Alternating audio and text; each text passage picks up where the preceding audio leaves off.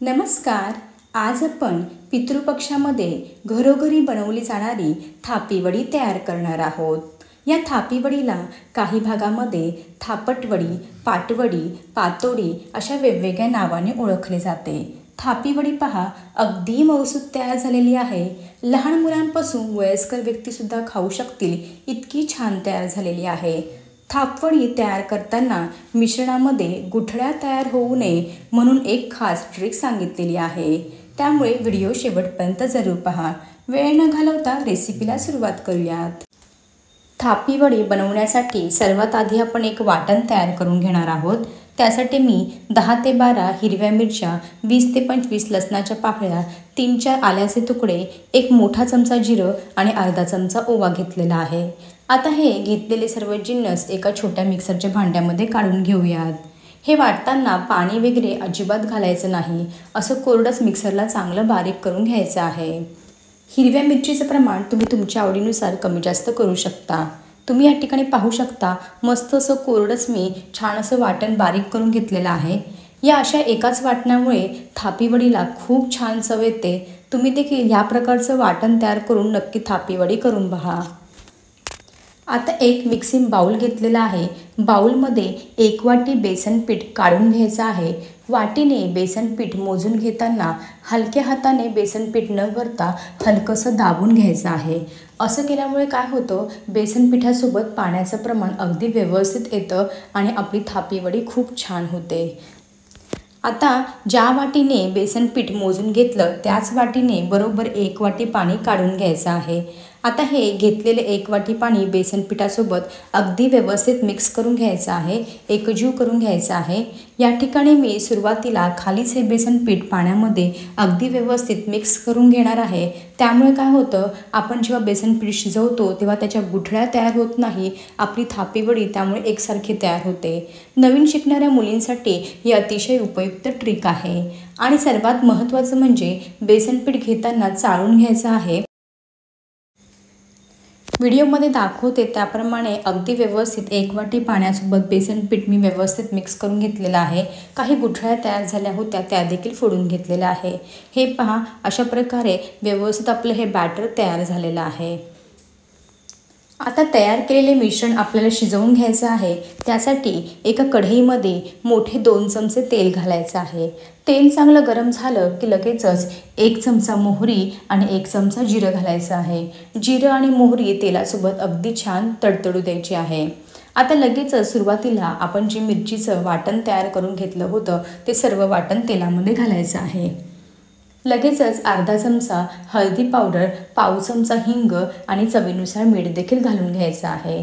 आता हे घातलेले सर्व जिन्नस अगदी व्यवस्थित तेलामध्ये परतून घ्यायचे आहेत. हे पहा, ह्या पद्धतीने वाटणाचं तेलामध्ये चांगलं परतून घेतल्यामुळे मिरचीचा तिखटपणा कमी होतो आणि आपलं जी थापीवडी आहे ती अगदी चविष्ट तयार होते. हे वाटण तयार करूनच तुम्हाला ही थापीवडी बनवून घ्यायची आहे. अशा प्रकारे मी 4-5 सेकंद चांगलं हे वाटण आणि इतर जिन्नस तेलामध्ये परतून घेतलेले आहेत. आता सुरुवातीला ज्या वाटीने बेसन पीठ मोजून घेतलं होतं त्याच वाटीने मोजून बरोबर अर्धी वाटी पाणी कढईमध्ये काढून घ्यायचं आहे. अशा प्रकारे टोटल 1 वाटी बेसन पिठासाठी मी 1.5 वाटी पाण्याचा वापर केलेला आहे. सुरुवातीला 1 वाटी पाणी बेसन पीठ खलवून घेण्यासाठी वापरलं आणि आत्ता अर्धी वाटी पाणी वापरलेलं आहे. आता ह्या पाण्याला आपण चांगली खळखळून उकळी काढून घेतलेली आहे. अशी पाण्याला चांगली उकळी आल्यानंतर आपण जे सुरुवातीला 1 वाटी पाणी घालून बेसन पिठामध्ये जे बॅटर तयार करून घेतलं होतं ते बॅटर एका हाताने कढईमध्ये घालायचं आहे आणि दुसऱ्या हाताने अगदी व्यवस्थित मिक्स करून घ्यायचं आहे. असं केल्यामुळे काय होतं, मिश्रणामध्ये अजिबात गुठळ्या तयार होत नाही. हे पहा, या प्रकारे सर्व बॅटर जे मिश्रण आहे ते मी कढईमध्ये घालून घेतलेलं आहे आणि आपल्याला हे बॅटर चांगलं शिजवून घ्यायचं आहे. व्हिडिओमध्ये दाखवते त्याप्रमाणे अगदी व्यवस्थित असं मिक्स करत राहायचं आहे. गॅसची फ्लेम सुरुवातीला मध्यम ठेवायची आहे. हे पहा, ह्या पद्धतीने चांगलं मिक्स करून घ्या. काही गुठळ्या तयार होत असतील तर त्या फोडून घ्यायच्या आहे. शक्यतो मी व्हिडिओमध्ये सांगितलं त्याप्रमाणे बेसन पीठ सुरुवातीला पाण्यामध्ये मिक्स करून घेतल्यानंतर आपल्या मिश्रणाच्या अजिबात जास्त गुठळ्या तयार होत नाहीत. तुम्ही या ठिकाणी पाहू शकता मिश्रण आता किती पातळ आहे, पण हळूहळू ज्याप्रमाणे हे मिश्रण शिजत जाईल तसं तसं या मिश्रणाला घट्टपणा येतो। चला तर अंदाज घेत घेत मध्यम ते मंद आचेवरती आपण हे मिश्रण चांगलं शिजवून घेऊयात। शिजवत असताना असं चांगलं ढवळतच राहायचं आहे, त्यामुळे काय होतं आपल्या मिश्रणाच्या गुठळ्या तयार होत नाहीत। सुरुवातीपासून टोटल 3 ते 4 मिनिटं झालेली आहेत। मध्यम ते मंद आचेवरती मी हे मिश्रण चांगलं शिजवूनच घेत आहे।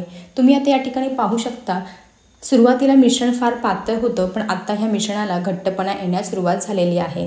असा घट्टपणा आल्यानंतर सुद्धा अगदी तळापासून चमच्याने व्यवस्थित हे मिश्रण मिक्स करून घ्यायचं आहे, जेणेकरून बुडाला लागणार नाही। आता ह्या मिश्रणावरती झाकण ठेवायचं आहे।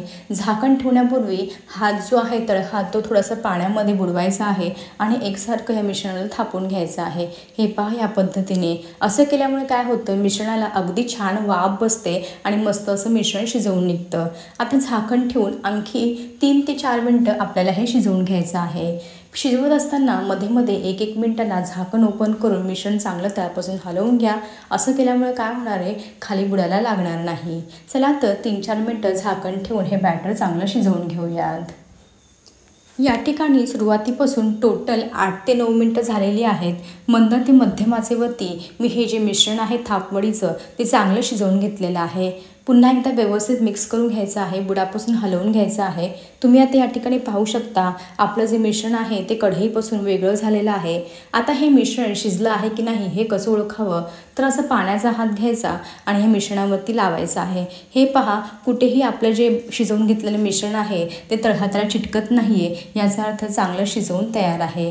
आणि मिश्रण शिजल्यानंतर एक प्रकारची या बॅटरला मस्त अशी चकाकी देखील येते। तुम्ही या ठिकाणी पाहू शकता अगदी ह्याच पद्धतीचा घट्टपणा आला पाहिजे। यापेक्षा जास्त घट्ट किंवा यापेक्षा पातळ आपल्याला हे मिश्रण नको आहे। अगदी परफेक्ट असं थापवडीसाठी लागणारं मिश्रण बनवून तयार आहे। आता लगेचच गॅस बंद करायचा आहे आणि हे मिश्रण गरम गरम असतानाच आपल्याला ज्या स्टीलच्या ताटामध्ये तुम्हाला ही थापवडी सेट करायची आहे त्यावरती घालून घ्यायचं आहे। आज मी अशा स्टीलच्या ताटावरती ही थापवडी सेट करून घेणार आहे। सुरुवातीला ताटाला थोडंसं तेल लावायचं आहे, जेणेकरून थापवडी थंड झाल्यानंतर अगदी व्यवस्थित निघून येईल। आता व्हिडिओमध्ये दाखवते त्याप्रमाणे थोडासा तळहात पाण्याने बुडवून घ्यायचा आहे आणि चांगलं प्रेस करून घ्यायचं आहे। हे पहा या पद्धतीने हे मिश्रण गरम गरम असतानाच आपल्याला ही कृती फटाफट करायची आहे। असं केल्यामुळे काय होतं थापवडी मस्त अशी एकसारखी तयार होते। तुम्ही या ठिकाणी पाहू शकता आपण मिश्रण शिजवल्यानंतर आपल्या मिश्रणामध्ये एकही गुठळी तयार झालेली नव्हती, कारण व्हिडिओमध्ये मी सुरुवातीला ज्या ट्रिक्स सांगितल्या होत्या त्या ट्रिक अगदी उपयुक्त आहे, त्यामुळे अजिबात आपल्या ह्या मिश्रणामध्ये गाठी तयार होत नाही। ह्या पद्धतीने मी थापवडी मस्त अशी थापून घेतलेली आहे। हाताला चटका लागू शकतो, त्यामुळे मध्ये मध्ये असं थंड पाण्याचा हात घ्यायचा आणि एकसारखी थापून घ्यायची आहे। हे पहा या पद्धतीने गरम गरम असतानाच करा हे सर्व, त्यामुळे काय होतं थापवडी एकसारखी थापली जाते।